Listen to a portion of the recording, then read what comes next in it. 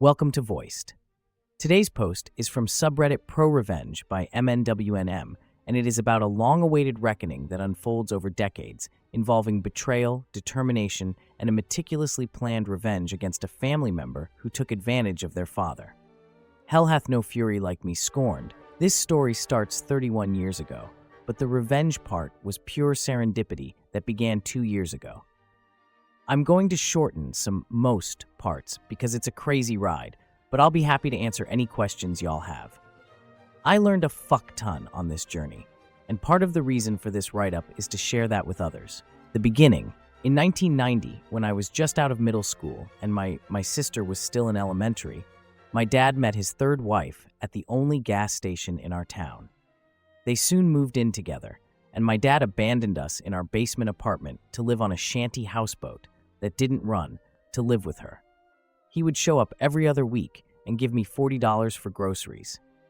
Eventually, someone figured out the situation and called my mom. We went to live with her, which was, believe it or not, worse. My dad and his shanty wife got married in 1991. Not long after, she called me and told me my dad's brain tumor had returned. It hadn't, and that he couldn't handle the stress of being around us. That the only people he could bear to be around was her and her son, Shorty, who was my age. When I called my dad to ask if this was true, he said it wasn't, and he just couldn't believe that she would say that to begin with. That was one of our last conversations until 2 years ago. The middle. There's not much in this part. I worked my way through college, living in my car from time to time. My dad and I were no contact, but I heard from family that he'd bought a house and put his son through some vocational classes. When my grandmother died, Shorty and shanty wife showed up in a truck and took all the furniture and anything else that wasn't tied down or already gone. Eventually, I went no contact with my dad's side of the family. I struggled for years, decades really, but I made it, and I have a great job and a good family now. The best revenge is living well, right? The pre-end warm-up. 2 years ago, Oct 2019, I got a call from my dad's brother, Alan. He told me my dad was in a nursing home in another state. Great. And I needed to go see him because he needed my help. WTF. Shorty had ghosted him. The nursing home, coincidentally, was about 20 minutes from my house. And I saw an opportunity, and I went. The reunion was underwhelming. I didn't want to make amends, but I did want to hear how he wound up dumped and all alone in another state. And it was a really, really good story. Shanty wife got lung cancer and put my dad in a nursing home before she died in 2017. She suffered, and I was happy to hear it, but sad it wasn't butt cancer.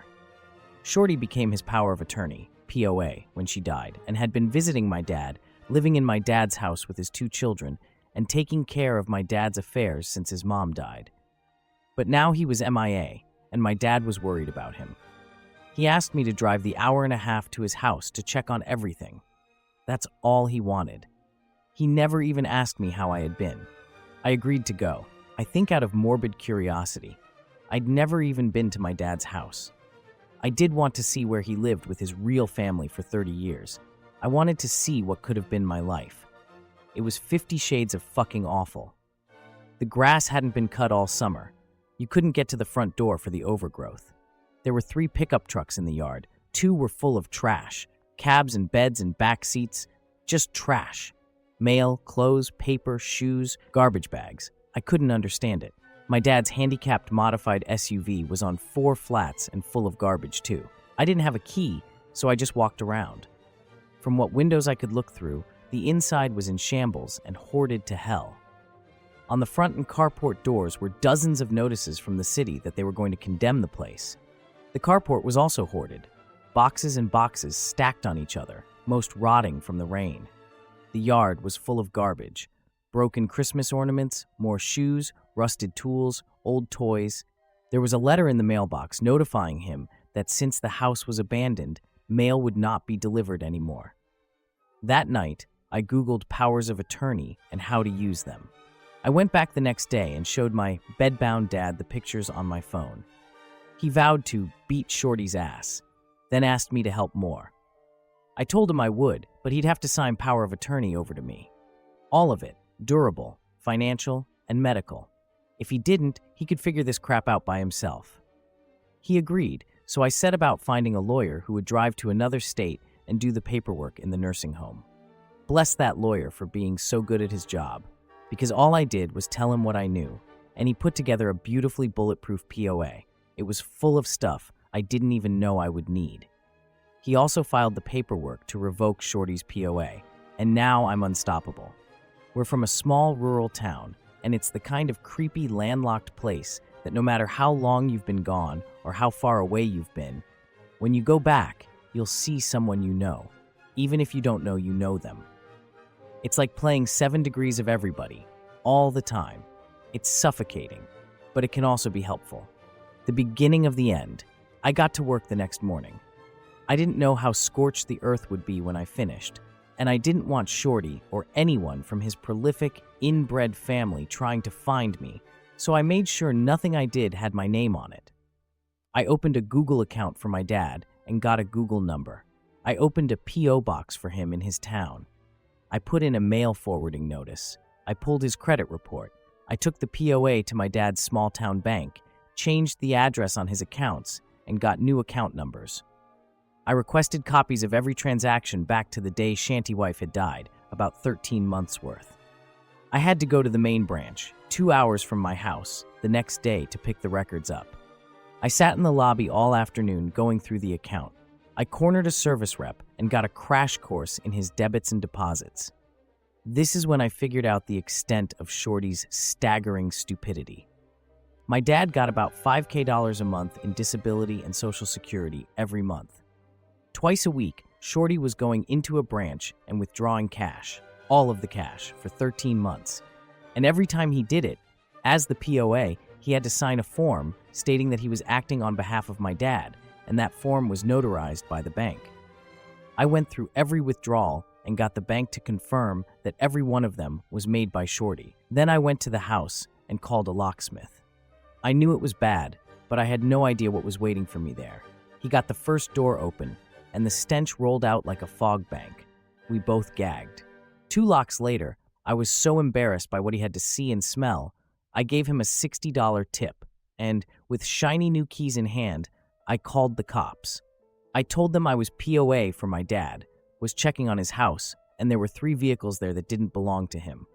He asked me if I knew who they belonged to. I said no, and I wanted them towed. He told me to call a tow company, and he would meet them there. They showed up with 2 wreckers. The tow truck guy got out and asked me for a signature. I only signed my first name. As I was signing, he asked, "Do you know Shorty?" Running on pure hatred at this point, I surprised myself. "Do you?" I asked. He said he did, and that he's an asshole. I responded, "He might be. Hey, can you do me a favor? If you see him, will you tell him MNWNM is coming for him?" His bravado evaporated. He knows a crazy Karen when he sees one. They towed the trucks. When everyone was gone, I opened the door in the carport to peek in. The sun was going down, and it was dark in the house. I heard something faint, and after some seconds realized it was the roaches and the rats doing their roach and rat stuff. I could smell it all in my hair. I sat on the carport steps and watched the sun go down. I was mad, just so fucking cosmically livid that 72 hours was all it took to dissolve 3 decades, and here I was, stinking and listening to the rats and cleaning everyone else's crap up, taking time away from my family, and for what? I had a coming to Jesus with myself. I could either bow out now or double down. And the thing is, I'm tenacious, to a goddamn fault. I had to be to survive, and this was a bone I couldn't put down. The thought of Shorty's life being upended, his only source of income, probably, disappearing literally overnight, and my dad having to hear secondhand from me that he's broke and alone, made me absolutely giddy. I desperately wanted them both to lose what they had left.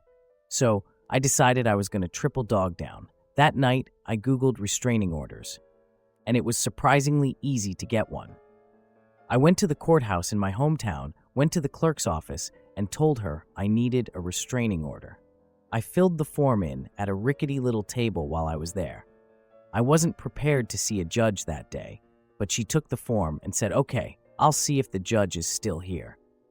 That kind of scared me. She took me to his chambers, and as I was waiting, I looked around and saw He had certificates of appreciation hanging up from various veterans groups. Then I wiped my palms and thought, fish in a fucking barrel. He asked about my dad's stint in the Marines and about the DoD office logo on my sweater. I'm a contractor. He read my form and granted the temporary order.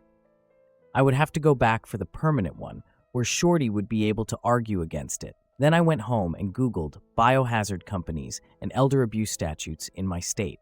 I hired a biohazard company to shovel all crap out of the house for $7,000. I would have paid double. They found my dad's mummified dog under some pizza boxes in the master bedroom. They sent me pictures and salvaged some papers.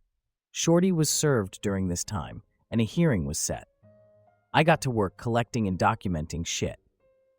I made pictures and spreadsheets and timelines with cross-references because fudge it, now they had my full attention. The paid versions of Truthfinder and Trello seriously got me through all this. In my spare time, I went to the nursing home and gave my dad 8x10 copies of the pictures of his dead dog. From every angle. Before court, I went to the police station nearby and told them I wanted to report an elder abuse crime. A white-collar detective came out and told me it was a domestic matter and that since Shorty had been POA, everything he had done was legal. And this was the day I got to teach a small-town detective about the fiduciary responsibilities of a POA. Thanks, Google. I handed him a copy of the statute with the applicable sections highlighted. Then I handed him a thick folder with bank statements, pictures of the hoarded house and dead dog, a copy of my dad's credit report that showed he was tens and tens of thousands of dollars in debt, and a spreadsheet listing every cash withdrawal with a running total of the stolen amounts. The grand total was just over $130 in cash. That's not including the lost value of the house or the credit cards he opened and used. I told him he could keep that folder since it wasn't the only one I had.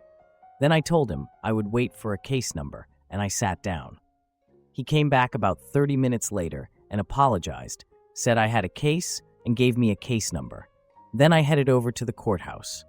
This is the end. There were other people there, and I had to wait my turn. And while I was waiting, that stupid motherfudger schlepped his sloppy butt into the courtroom, by himself and obviously, literally, non-metaphorically dirty. His shoes were untied, and that turned my giggle box over. Then it was our turn, and we stood up. The judge asked him some questions, and asked me if I had any proof. I had a very thick folder of it. The judge asked me if I had gone to the police. Well, yes, sir, I have. Do you have a case number? As a matter of fact, the order was granted, permanently and for life, but not before the judge halted proceedings and told Shorty he needed a lawyer. Someone told me that the courthouse would have a copy of my dad's DD-214 discharge papers, so while I was there, I got a copy of those, because why not? I also used my POA to take Shanty wife off the deed to the house. That way, if my dad died and it went into probate, Shorty had no immediate claim. I also went and got copies of my dad's birth certificate and Shanty wife's death certificate. Technically, stepchildren can't request that info, but the clerk who waited on me recognized my dad's name and told me she lost her virginity to my Uncle Alan in the 60s and went to my grandparents' funeral. So I got all the forms I wanted. Shanty wife left my dad $50 in life insurance.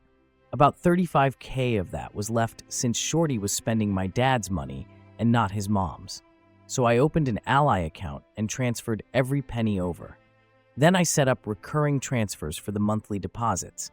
At any given time, there was no more than $100 in his account. I also found a house flipper that paid me enough for the house to pay off his mortgage. That's the thing about probate. There's nothing to fight over if there's nothing there. And I made sure there was fucking nothing there. My dad died thinking he still owned a house. Speaking of which, this is about the time I found my dad's life insurance policies. They were up to date, and Shanty wife was the beneficiary. My POA didn't allow me to change beneficiaries, but it allowed me to assign them, and since Shanty wife was dead, there was technically no beneficiary. This is where the death certificates came in handy. I assigned my sister and me as beneficiaries, irrevocable too, which means that the only way to change that is for my dad and me and my sister to agree to it. I kept my dad in the dark about all this. The only thing he ever really knew about was the restraining order and his dead dog. I found out that he had purchased the gravesite next to Shanty Wife and wanted to be buried next to her. That was just never going to fucking happen. I Googled national cemeteries and found out he qualified to be in one since he was a disabled Vietnam-era veteran. So I arranged for that instead. All the cherries on top. My dad died in June this year and I was there. He's buried in a national cemetery far away where no one will ever go visit him. The only obituary I ran was on the funeral home's website, and that only for insurance purposes. I wrote it as vague as possible. There was no service. His urn is purple, the color he hated most. I got a call in August from the prosecutor's office in my hometown. The lady on the other end is married to my first cousin, because of course she is. That's how it fucking works there. Shorty was arrested just after midnight on July 1st, was still in jail, and had been arraigned on felony elder abuse charges. He's facing 10 years in FPMI prison. She told me not to expect the trial anytime soon, as it can take up to 3 years for that to happen. I told her that was awesome, since the uncertainty will hopefully haunt him. And after all that, he's still got prison to look forward to.